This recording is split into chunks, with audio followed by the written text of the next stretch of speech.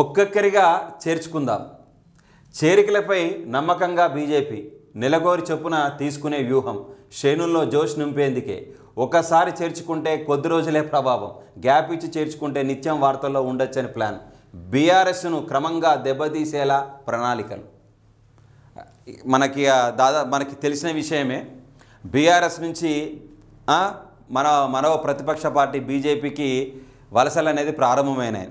గువ్వల బాలరాజు ఎప్పుడైతే బీజం నాటాడో ఒకరొకరుగా మాజీ ఎమ్మెల్యేలు కానీ మంత్రులు, బీఆర్ఎస్ మంత్రులు బీజేపీకి రావడానికి ఆసక్తిగా చూడడం అనేది జరుగుతుంది. బీజేపీ వాళ్ళు కూడా అంతో ఇంతో ప్లాన్ చేశారు. ప్రవాహంలాగా మందకు వస్తే వాళ్ళందరికీ గులాబీ బీజేపీ కండువా కట్టి అట్లా ఆహ్వానించడం అవసరం లేదు. ఒక్కొక్కరిని తీసుకొని పార్టీని క్యాడర్ని పెంచుదాం, ఏదేమైనా సరే నిదానంగా తీసుకుందాం, ఆచితూచి వాళ్ళను పరిశీలించి తీసుకుందామనే ఆలోచనలో బీజేపీ అయితే ఉంది.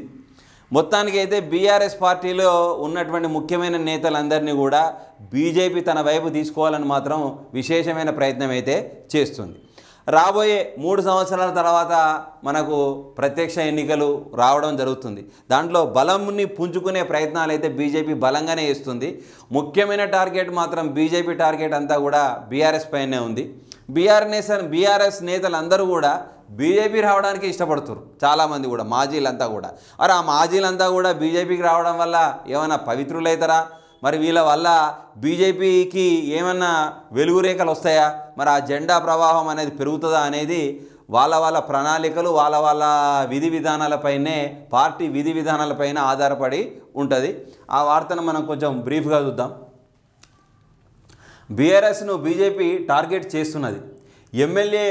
ఎమ్మెల్యే కొనుగోలు కేసులో బీజేపీని ట్రాప్ చేసి ఇరుకున పెట్టడంతో కాషాయ పార్టీ రివెంజ్కు ప్లాన్ చేసినట్లుగా భావిస్తున్నది. అందుకే ఆ కేసులో ఇన్వాల్వ్ అయిన వారిని ఒక్కొక్కరిగా చేర్చుకునే పనిలో కమలదళం నిమగ్నమై ఇప్పటికే మాజీ ఎమ్మెల్యే గువ్వల బాలరాజును పార్టీలో చేర్చుకుంది. అంతటితో ఆగకుండా ఇతరులను కూడా చేర్చుకోవడం అనేది జరిగింది. మన అందరికీ తెలిసిన విషయమే. ఎమ్మెల్యేల కొనుగోలు విషయంలో ఆ కేసుల ఎవరెవరైతే బాధపడ్డారో మొట్టమొదట ఆ బీజేపీ వాళ్ళని మాత్రమే, బీఆర్ఎస్లో ఉన్న ఆ ఎమ్మెల్యేల పైన ఫోకస్ ఎక్కువగా పెట్టింది. వాళ్ళకు తొందరగా ఆహ్వానాన్ని ఇచ్చే ప్రయత్నం చేస్తుంది. అంటే మొత్తానికైతే బీఆర్ఎస్లో ముఖ్య నేతలు లేకుండా చేసే ప్రయత్నం అయితే మన ప్రతిపక్ష పార్టీ బీజేపీ అయితే ప్లాన్తో చేస్తుంది. మరి ఆ ప్లాన్ను ఇంకా ఈ బ్రీఫ్గా ఈ వార్తను మనం 9లో చూసినట్టయితే, పేజ్ నెంబర్ 9లో చూసినట్టయితే,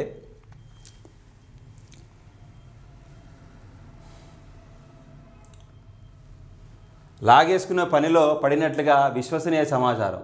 వాస్తవానికి గువ్వలతోనే మిగతా మాజీలను సైతం చేర్చుకుంటారని అందరూ భావించారు. కానీ అలా కాకుండా ఒక్కరిగా చేర్చుకోవాలని పార్టీ నిర్ణయానికి రావడం అనేది జరిగింది. ఇక ఆచితూచి ముందుకు అని చెప్పేసి ఇక్కడ వార్తలో మనం చూడొచ్చు. తెలంగాణలో పార్టీ బలోపేతం కోసం కమలదళం ఆపరేషన్ ఆకర్ష్ తెరలేపింది. ఎవరు ఏమనుకున్నా ఈ అంశంపై చాలా నమ్మకంగా ఉన్నది.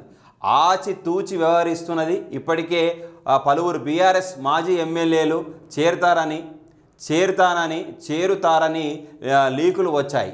అయితే వారెవరు కానీ ఇప్పటికి కూడా, అంటే ఎవరైనా సరే తీసుకునేటప్పుడు మంద తీసుకోకుండా వాళ్ళని సమగ్రంగా పరిశీలన చేసి ఒక్కరిగా తీసుకుందామని చెప్పేసి ఆ తీసుకున్న కూడా చాలా ఆలోచన చేసి మాత్రమే వాళ్ళకు బీజేపీ కండువాగాన్ని ఆహ్వాన పత్రం ఇవ్వడం అనేది జరుగుతుంది.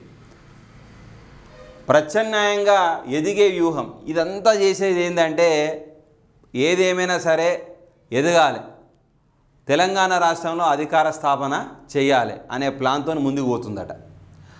అధికార కాంగ్రెస్ పార్టీని ప్రత్యామ్నాయంగా ఎదగాలనే ధోరణితో బీజేపీ ఉన్నది. బీఆర్ఎస్కు సెకండ్ ప్లేస్ లేకుండా చేసి ఆ స్థానంలోకి రావాలని చూస్తున్నది. ఇక బీఆర్ఎస్కు ఉన్న స్థానం రెండో స్థానం, ఆ రెండో స్థానం కూడా బీఆర్ఎస్కు ఉండద్దు. ఏదైనా సరే ఆ సెకండ్ స్థానాన్ని అవసరం అనుకుంటే మొదటి స్థానాన్నైనా మన బీజేపీ తీసుకోవాలని బాగానే పెద్దగానే ఆలోచిస్తుంది.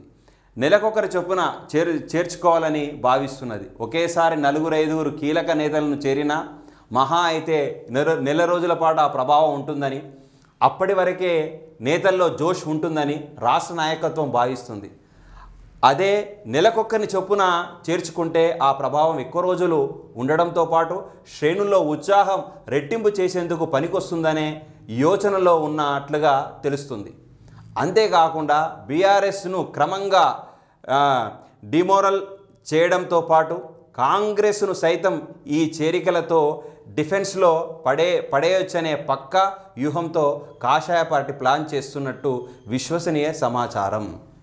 దాదాపుగా ఏదైనా సరే క్రమక్రమంగా ఒకరిని తీసుకుంటేనే అట్లా ఆ వార్త అనేది రోజుకో కొత్త మలుపు తిరుగుతుంది. ఒకేసారి ఒక 6గురిని 7గురిని తీసుకోవడం వల్ల పెద్దగా జోష్ ఒరిగేది ఏముండదు. అలా చేయడం వల్ల బీఆర్ఎస్ పార్టీ అనేది ఈ చేరికల వల్ల అంతో ఇంతో కొద్దిగా మానసికంగా కృంగిపోతుంది. అలాగే కాంగ్రెస్లో కూడా కొద్దో గొప్ప బీజేపీ పైన ఎంతో కొంత వణుకు పుడుతుంది. ఏది ఏమైనా కానీ బీఆర్ఎస్ స్థానాన్ని బీజేపీ కైవసం చేసుకుందాం అనుకుంటుంది. అంటే ప్రతిపక్ష పార్టీగా 2వ స్థానం అని ఉండాలనుకుంటుంది. అవసరం అనుకుంటే వచ్చే ఎలక్షన్లో చాలా కీలకంగా అన్ని ప్రదేశాల నుంచి చాలా ప్రభావవంతంగా పోటీ చేయాలనే ఒక ప్రభావంతో కూడా బీజేపీ ఉంది. ఏదేమైనా సరే వచ్చే 3 సంవత్సరాలలో అంటే దాదాపుగా స్థానిక ఎలక్షన్లలో కానీ అప్పుడు 100% అధికార పక్షమే వైపే మొగ్గు చూపుతుందని మనం ఇక్కడ ప్లాన్ చేస్తుందని కూడా మనం గుర్తుపెట్టుకోవాలి. అవసరం అనుకుంటే వాళ్ళు రాష్ట్రంలో వాళ్ళే అధికార స్థాపన కోసం కూడా రకరకాల ప్లానింగ్లో ఉందని బీజేపీ సమాచారం సమగ్రంగా మనకు తెలుస్తుంది. ఇక్కడ బీఆర్ఎస్ శ్రేణులైనా కాంగ్రెస్ శ్రేణులైనా ఈ విషయంపైన చాలా ఆలోచించాల్సిన అవసరం ఉంది. ఆ పార్టీ కాపాడుకునే అవసరాలు కూడా వాళ్ళకు ఉన్నాయి.